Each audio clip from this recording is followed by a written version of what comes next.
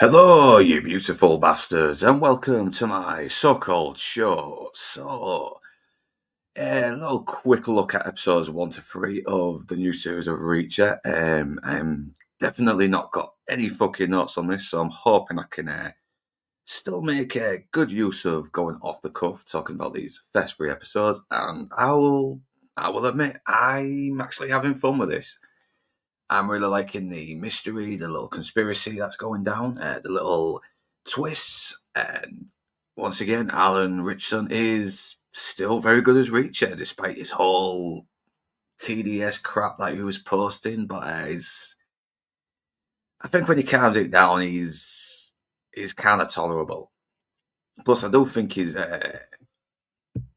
think he is very well cast in the role. He's got that perfect delivery, and he still has that. Like, he still looks unstoppable, and he's still got that very autistic kind of deadpan delivery going on there. You know, he's he comes across unfazed, but at the same time, he still shows vulnerability. But but before I get into series 3, I will get into my thoughts of the first one. The first one is fucking brilliant. Richardson is fucking great. It's brutal. It's violent. The side characters are very good. The side characters are very likable. And season 2, it's not as good. It declines a little bit in writing, but I did still like the little team he had. I mean, I didn't mind. I don't think I hated Negan as much as most people seem to. And a lot of people have complained it deviates from the books, but I have not read the books. I am still kind of just starting reading The Killing Floor on Audible, but I still had fun with it. It just wasted fucking Robert Patrick. Like, it really fucking wasted him. But I still enjoyed it. It's still fun. I had fun talking about it with Blue Collar Loser and Lord Toxic, and I'm gonna try and talk to jump on Blue Collar Loser stream talking about episode 2 and 3. But in the meantime, I'm just going to do a very sort of condensed discussion on the first 3 episodes. So let's jump in with episode 1, where we see Reacher taking these shitty fucking records to this vintage vinyl store in a college town. And the guy's like, really? Are you shitting me with this? And he's like, yeah, but it's a college town. Some students will probably buy it to be ironic. Some hipster students will buy it to be ironic. And once again, the delivery is fine. But then we see there's a kidnapping about to go on. And thankfully, he stops the kidnapping. He takes down the assailants and rescues the kid. But he accidentally shoots a cop. So now he has to get the fuck out of there. And he has to, dump the kid somewhere and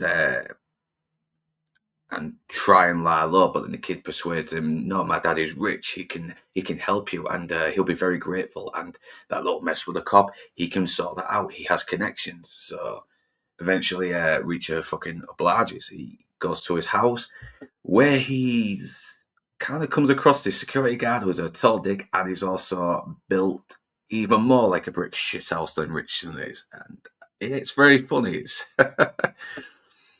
once again, he's got that deadpan expression, and I thought, oh god, yes, this is going to be good. This is going to be fun.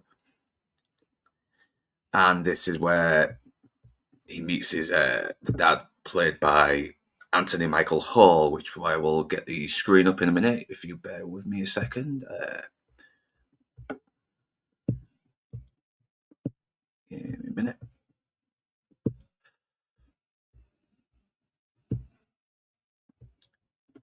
Okay, so here we are. And yeah, Anthony Michael Hall. Yeah, the little dweeb from fucking The Breakfast Club. And the bully from Edward Scissorhand. He's on there. And he plays a very good part. You're kind of wondering if this guy is genuine or if he's dodgy, because you do see a few genuine moments with his son. And it's also revealed that his son was kidnapped before and he lost a piece of his ear from it. So he's obviously traumatized, and this is the second time this has happened. And I'm guessing some people might have already figured it out. It was all a ploy, Reacher. The kidnapping thing was part of Reacher's plan, and the killing of the cop was Reacher's plan as well. It was all set up to sneak into to basically infiltrate Anthony Michael Hall's, or Zachary Beck as the character was called, his operation. Apparently he's a rug company salesman, but he's obviously not making his money with the rugs. So,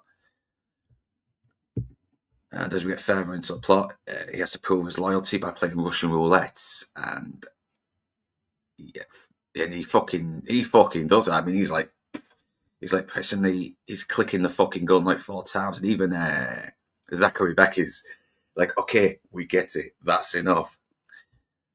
It's crazy thing. But then we flash back to the past, and yeah, it turns out it was all a ploy. And I really love how, and it really does establish just how much of a fucking great, smart character Reacher is. I mean, he sees this kid, he's just observing. He's looking like he's probably waiting for another guy to come out, but he catches this kid stood at the bus stop. He's there not being jumping on any of the buses that have been passing by, but then this single mum with her kid is sat on the bench right by the kid, right by the teenager anyway, and it's looking like he is trying to run off with a purse while she's distracted, and Reacher interrupts it and tells him not to. He persuades him not to. And this is where he meets this FBI agent called Susan Duffy, played by Sonia Cassidy, and she is a very lovely looking woman. And I knew I had recognised her. I had seen her in something before. She was in Human season 2. She's a very, very talented British actress. And she pretty much kicks ass with the American Irish accent. Taking a sip of my coffee, so about that. Before it gets cold. And we're kind of wondering what's her deal. She's very, very commanding. She's probably a little bit full of herself, and she's got this other team with her. Let's go 2-1. Now, where is the other guy that's with her? I'm not seeing it. I am not seeing the other guy. That's really shit. Is it Roberto Montesino? I'm hoping that's the right guy. Yep, that's him, all right. That's him. Roberto Montesinos. Okay, so he works with her. He's like, he is the cop that Reacher guns down. He's obviously a little bit overweight now. His paunchy is probably not in the best shape as he used to be. He's been doing this job for a long time, and there's another one who's with him, and he's kind of the baby of the group. And I'm trying to see if I can find this actor. Where is it? Is it this one? I'm hoping it's the right guy. No, that's not him. That's not him.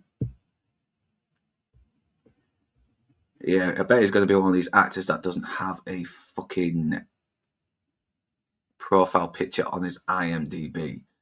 Is it Carl? I don't know. I'm not seeing anything on this guy. But yeah, I forget fucking names. I'm terrible. I've not made notes, so it's my fault here. But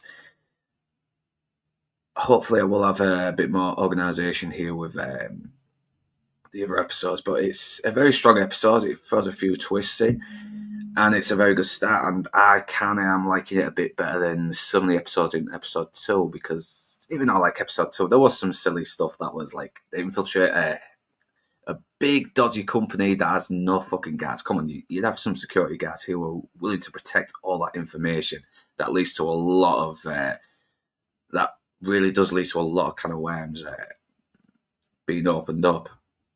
But we do see some good moments we do see a nice moment with Zachary Beck, because it comes across a bit as a hard ass here. But we see a nice little moment with his son, Richard Beck, played by Johnny Birchall, and he's obviously this kind of just wimpy little kid. He's very meek. Well, not meek. Meek's a very bad translation, but he's very passive. He's a better male. But it's still a very early start into the episode. So as I scroll down, let's find out if there's anything else I might have forgotten about. But I do like Sonia Cassidy in this. I think she's not a girl boss. She comes across as professional, but at the same time, she comes across as someone who knows what she's doing. But she's obviously hiding something. I mean, there is a personal stake here because not only that, innocent woman has been kidnapped as well, and it's really the reason why he's infiltrating Zachary is to find this woman.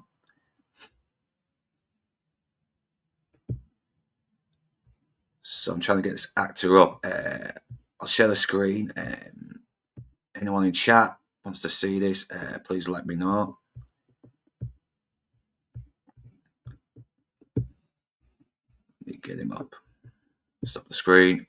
Bear with me a second, you beautiful bastards.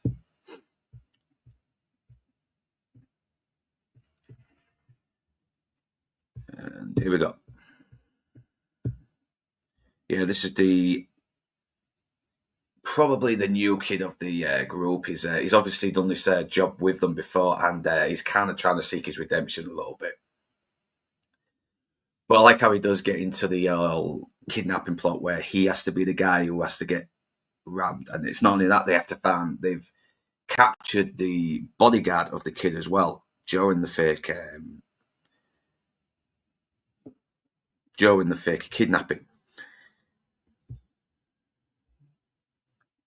Once again, it's a very good start to this plot. We're just getting to know these new characters, and that's when it's revealed at the end that he's in.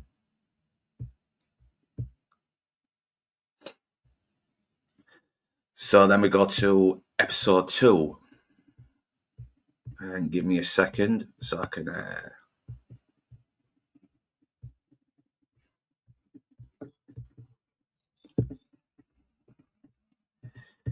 So episode 2 is where they have to do a transport of some cargo.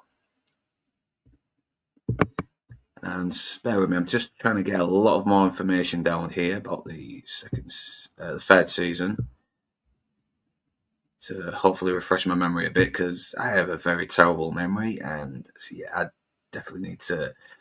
I am nothing without my notes, but I'm just trying to see if I can do it anyway, because why not? Got to challenge yourself a little bit sometimes.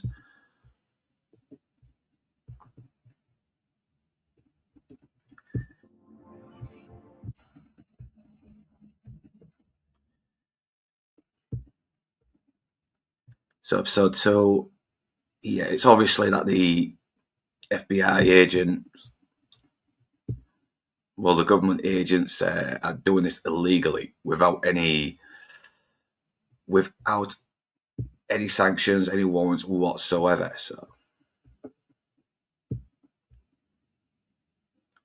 but we also get to meet another character as well called. Let's see if we can find him. Here you go, Angel Doll, played by Manuel Rodriguez Sins, and he's got a nice little personality as well. He's really into it. This guy just loves being an absolute scumbag, and I quite enjoyed him. He's fun to watch. And obviously, Reach is not very happy about this because now he's working for a boss, and he's very demanding. Yeah, he's barely getting any fucking sleep. He's barely getting any time to eat. And we know Reach likes his fucking meals. He loves to fucking just pile it all on. No wonder he's so fucking big. And and he's got this fucking big fucking belly bastard as well to deal with as well. He's not having a fun time. He's constantly having some fucking. He's obviously having a miserable time, and but now he's got to sneak back and forth as well without anybody knowing, and it just goes to show just what a very good, quick thinking guy Reacher is, and why he's so fucking awesome.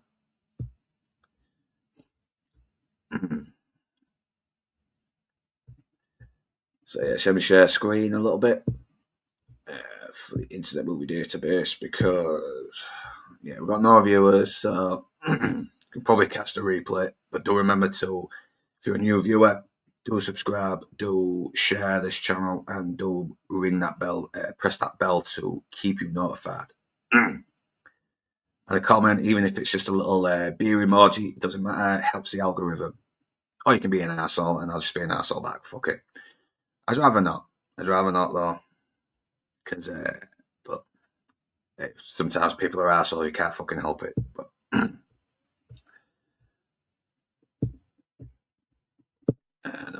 there's a lot of silence when I'm trying to click on because the touchpad it can be a pain in the ass to respond. Yeah, so Angel Eyes is very fun, and obviously he's not a guy who Reacher is fond with because now they have to look through the evidence of the crash car, everything, and they've got to get by this local sort of kind of deputy who's sat behind a desk, and he's very new, and he's willing to kill this fucking guy as well. Angel Doll is willing to kill this guy, and thankfully Reacher stops him. But Angel Doll is not fucking dumb. He seems to know something's up. He's like, okay, this is supposed to be a kidnapping, but he knows that, judging by the evidence and how clean it is, it's got to be fucking set up. But he's not.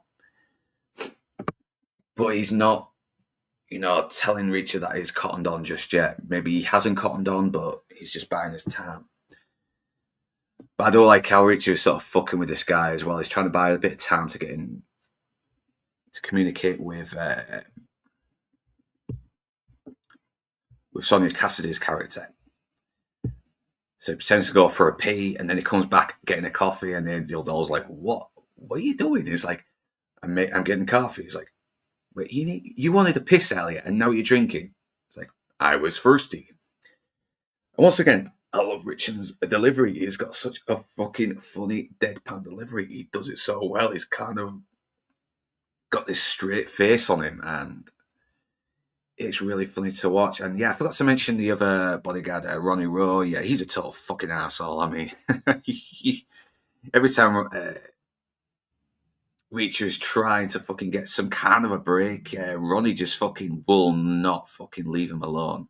And I'm sorry, I'm swearing a lot. I caught myself last night swearing a lot, and I'm not realising it.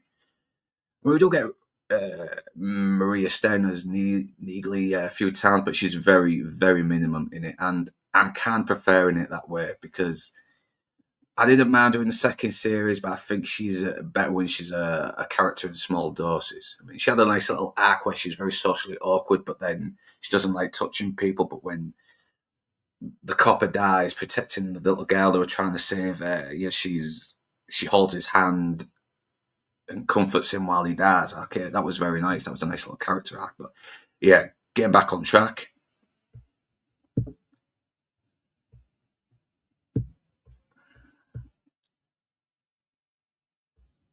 Yeah, they've looked through the evidence, and Reacher's found it very hard to get some kind of sleep. But once again, it's proving not to be. It's proven to be an impossible task, and yeah, and I love this bit where the big guy really tries to fucking give him shit. So Reacher does this little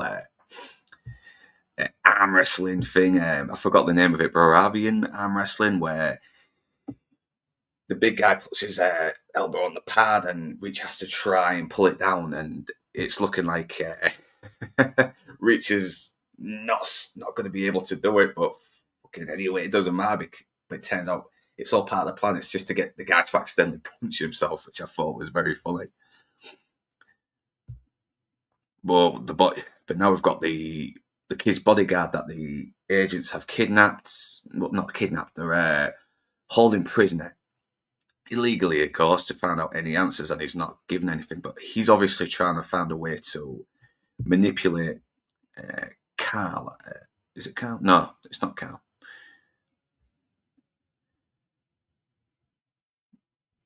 The young agent. The name fucking escapes me. I really need to. I should have wrote some notes the moment I watched it, but who cares? Who cares? But yeah, this is going to go wrong anyway. Right, it's going to go wrong. Is it Daniel David Stewart who plays this part? Yeah, I think that's him. You know, I think this is the actor. Okay, so Daniel David Stewart. Because they sat babysitting him and they aren't really happy about it. So yeah, it's Stephen Elliott. So we do get a nice little moment with Zachary and Richard, and Richard is obviously suffering from some kind of trauma. He prefers to be in. He's very shut in. He's not very outgoing, but we will get more. We do get some moments with Reacher and Richard, which I will get to in episode 3.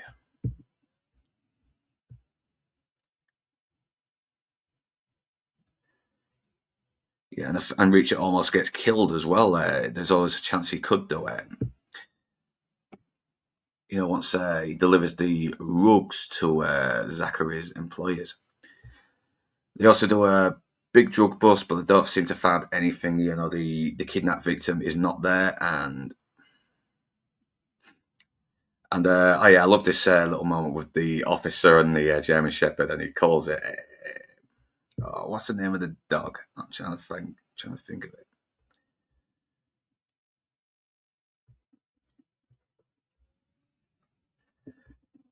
I forgot the name of the dog, but he says a very funny line like, drugs is his game. Yeah, I remember laughing my ass off at it. I'll get more into that with Blue Collar Loser and Lord Toxic. Yeah, even the employees are fucking assholes, but it looks like Angel Doll's calling Reacher out on his bullshit, and Reacher denies it, of course, in true deadpan Reacher style. But the guy's not buying it, and it ends to Reacher just what's those long spires where you put your notes on? He uses that and just fucking jams it in his temple, and it's the end of episode. And moving on to episode 3, and I like this. I think it really starts to develop a bit more here. So number 2, With a Bullet. So now, and it starts off with him just trying to cram him under the fucking desk.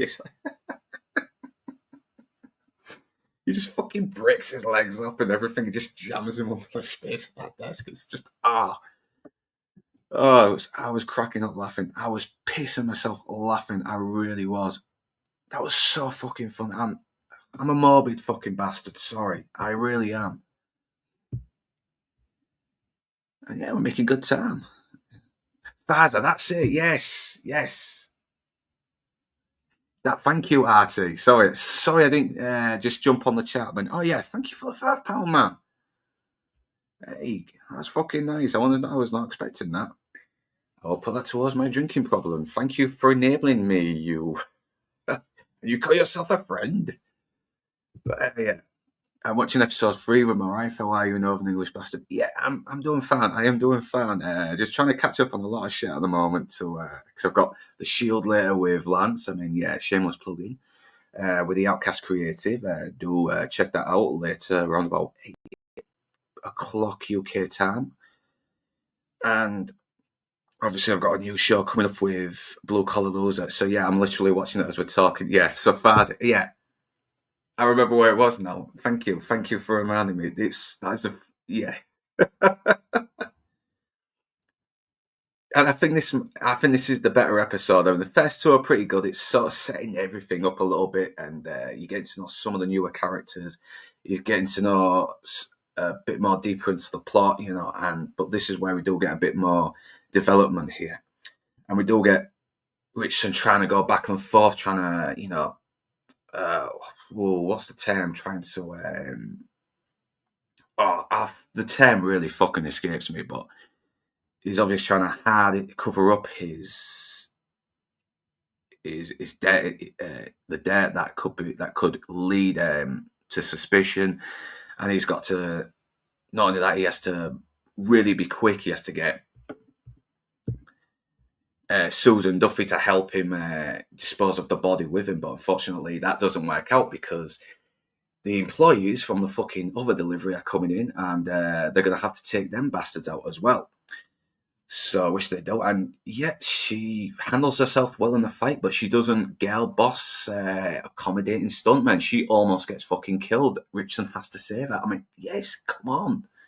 We've got a very good, strong female character who's not invincible, who's not perfect, and I really like Susan Duffy's character. I think I was a little bit skeptical of her at first because I was wondering who she was, but she comes across a very realistic professional, but she's also very flawed. She's doing this very illegally, and you can tell there's a personal stake in this victim.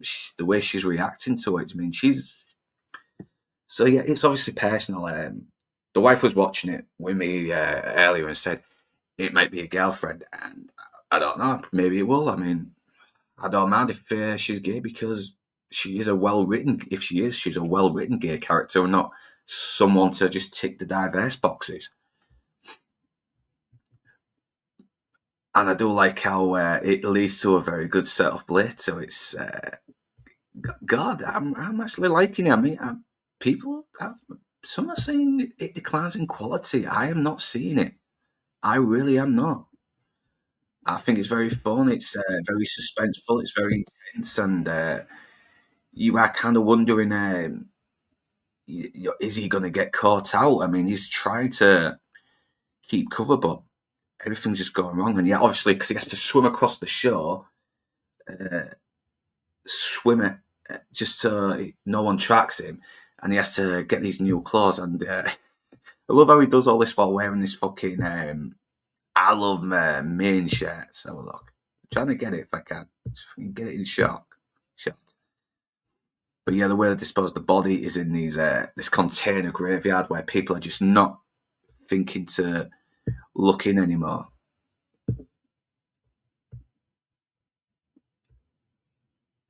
I think it's I Love Mint, yeah. And it seems very comical coming on him as well. He looks, but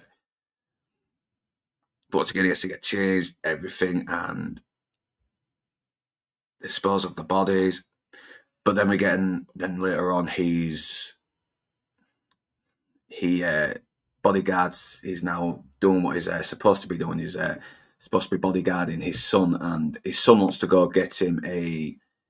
Yeah, no, I just mentioned her as well. She's on that.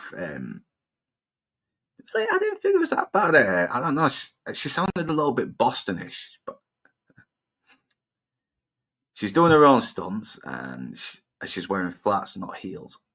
Yeah, because you always see that in high heels where they're doing all this stuff, and come on, that would be very difficult in real life.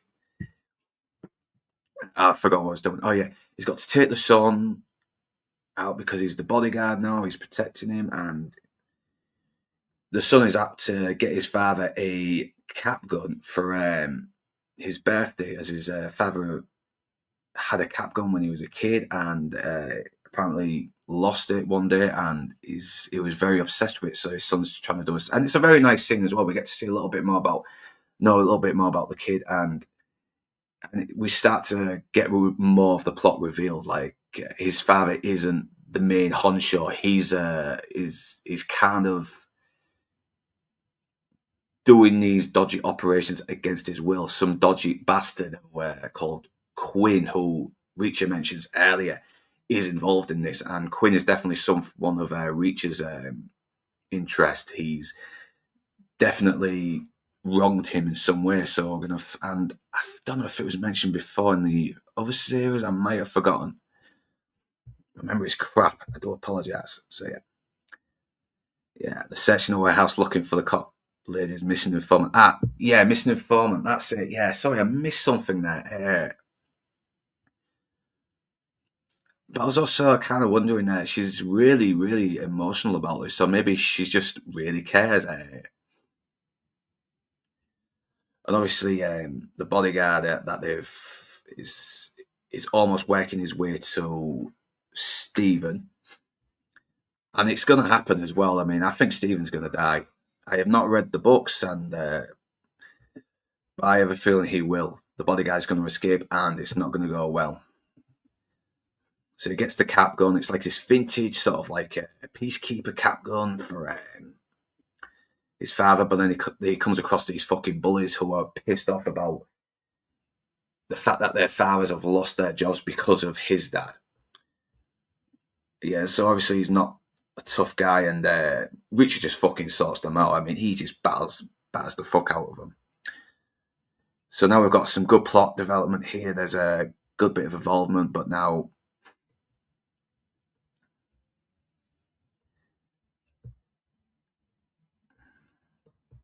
let's have a look. And now Zachary is now hiring Reacher to do another job with him other with the other guy, Ronnie Rowe, John Cooper, played by Ronnie Rowe, who is definitely not really taking orders from Zachary. He's taking orders from Zachary's Quinn, I should say. And of course, Reacher fucking gets the drop on him. He forces him to cooperate with him. He forces him to give information because John Cooper tells him to go fuck himself, and Reacher just kills him. He shoots a few shots off, and he sets everyone up. All the people that he killed, even using Angel's, even claiming to have found Angel Doll's gun at the scene after taking it from him earlier, and keeping it. So yeah, he's been very resourceful. He's kept a few things because he knew he might need it later, and it ends, and it's looking like Jack Reacher has really got Zachary's confidence now, because he says, "You're my new number two." So yeah, he's definitely in. He's gained Zachary's trust here. So he's probably, the plot is going to thicken, and the episode ends. And so that's a very solid first three episodes. I'm really hoping it doesn't drop the ball. I feel it is a little bit better than the season 3, because I kind of feel like Reacher is better when he's kind of a lone guy, and his team is a little bit more separate from him. Because it's like Snake Plissken. I think he's a guy who's better when he's an island. He's a drifter, he's happy to travel light. He doesn't need possessions. He just likes to just basically walk the earth. He can survive without too much money. He knows how to make a few extra quid a few extra bucks when he needs them. And I do like Richard Beck. I think Johnny Birchall is very good in the role. Oliver Richards is a fucking beast, mate. And I think Alan Ritchson might have lost some mass here as well. He looks a little smaller than he was last time, because in the second one he was fucking enormous, man. He was bigger than he was in the first season, so he probably has calmed down on the juice. And I like Ronnie Roy. Yeah, he's a fucking arsehole. Angel Doll was kind of funny. He was a fun little psychopathic scumbag. And I think Donald Sills is I think he might be the bodyguard who was kidnapped. So I'll get with the chat in a minute. I'm just looking at Internet Movie Database. And yeah, I do like Sonia Cassidy. I think she plays it well. She's a very good, strong character, and she does feel very realistic. She's not a girl boss. She doesn't feel like she's that. She doesn't make Reacher out to be some kind of fucking idiot. But I do like the fact that Reacher is really vulnerable here as well. He's tough, he's resourceful, but at the same time, he's not getting any sleep. He's barely getting any fucking meals. He's got these fucking what they're called, these enforcers are giving him shit, and even the maid are kind of giving him shit as well. And yeah, I was trying to see if I can find one of the maids. I think not coming up. See if I can get full cast and crew, because I don't want to. I think it's with the French one. He does share a little bit of a bond with. But yeah, it's just a quick little discussion. I'm not doing anything too big. I've kind of, because I think we're running up to half an hour now, and I'm surprised I even managed to get through this in half an hour. I thought it was going to be a little bit longer. Yeah, so look, the problem with her accent is that it's alternated between a Boston and Maine accent. But some of it sounds like NYC. She could have just done a generic US accent like Hugh Laurie. Yeah, maybe, yeah. Okay, I mean, good point. Righty, first saw him as the main villain in Fast and Furious 3 back in 2006. Oh shit, where have I have not seen that in a long time. I think the last time I watched Tokyo Drift was 10 years ago. It was fun. It was fun. It was a good little, you know. He does villain and doctor roles. But I think I might end it right there. It's once again, it's a very solid 3 episodes. Nothing spectacular. I still think the first series is the best, but I do still like it. Richardson is still very funny. He's still very brutal in it. He's still very likable, despite my complaints against Alan Richardson as a tedious celebrity. Richard Beck is very good. He's got a vulnerability, and I really hope he evolves and starts to sort of come out of his shell a little bit more because he is very sympathetic. And yeah, Zachary Beck is Anthony Michael Hall is always fucking good. He's very underrated. I like this actor. He does real well. So yeah, I will end it right there. Thanks for joining me, RTNZ. You're always welcome, and whether you beautiful bastards are Northern, English or not, thanks for watching, and do remember to like, comment, share, subscribe, and to ring that bell in order to be notified. And if you wish to further support this channel, then the links will be in the description below. But right now, that's me done, and I'm off to the pub. Have a good weekend, everybody, and I will see you on Blue Collar's Whiskey Stream, as well as the Outcast Creatives Shield Episode 3 and Season Breakdown discussion.